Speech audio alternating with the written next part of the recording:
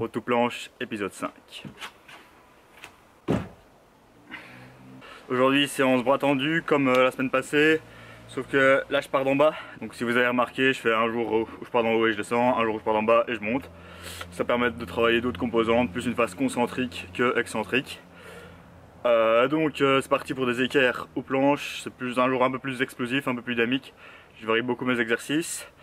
On est déjà à la moitié du cycle de skill, donc ça avance très vite.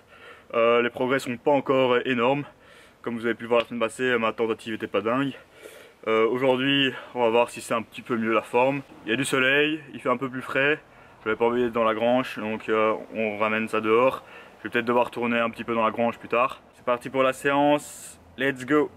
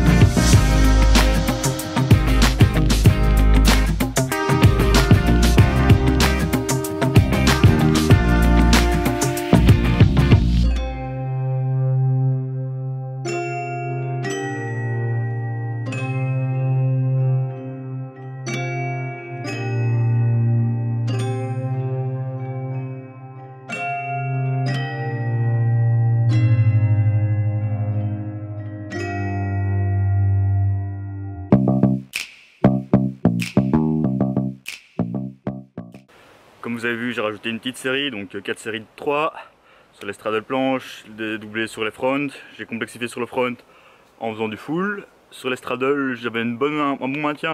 Je vous montre vite le cycle 2 ici à l'écran. Donc ça ressemble fort au cycle 1. Comme je vous ai un peu décrit ça dans la semaine passée, mais je n'avais pas encore fait le programme sur Insta. Donc là, regardez un petit peu. Globalement, il n'y a pas grand chose qui change. Donc, dans le cycle d'avant, je commence à bien me sentir sur le front. Et j'ai cru vraiment que j'allais exploser. Là du coup c'est l'inverse, je suis vraiment pas allé sur le front aujourd'hui et la semaine passée non plus. Mais la planche progresse mieux, donc à l'inverse du cycle d'avant. Le cycle d'avant, je sentais que la planche commençait un peu à pas être top et le front plus. Alors que c'est pas vraiment l'objectif, j'ai quand même focus beaucoup plus la planche, un peu plus d'exercice, plus d'assistance, etc.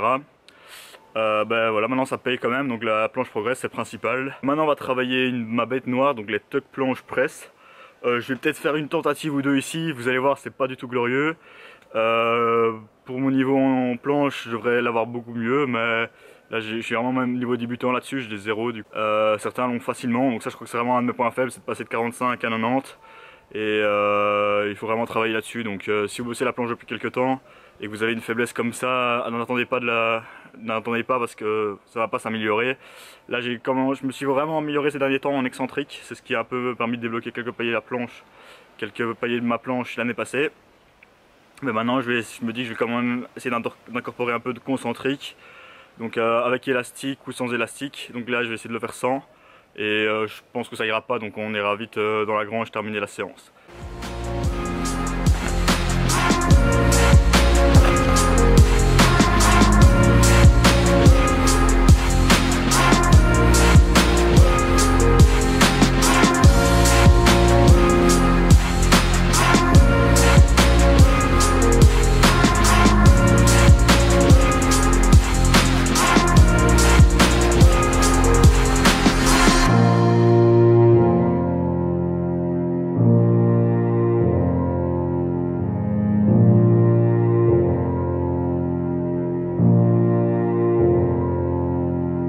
Donc les tucks, j'ai vraiment pas bon techniquement là, donc je vais pas insister cette fois-ci.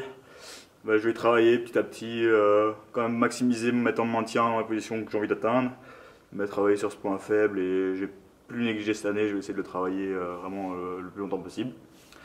Maintenant on va passer sur les front leveler pull. Je vous montre un petit tuto pour gagner en détente verticale avec élastique, donc c'est de la surdétente.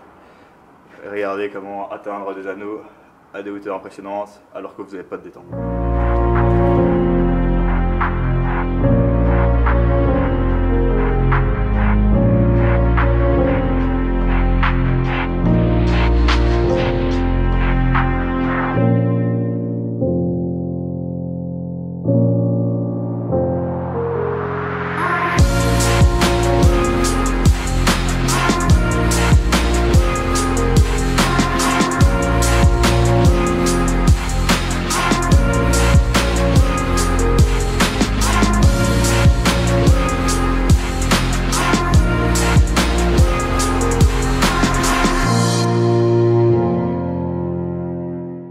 approche à la fin de la séance, séance classique.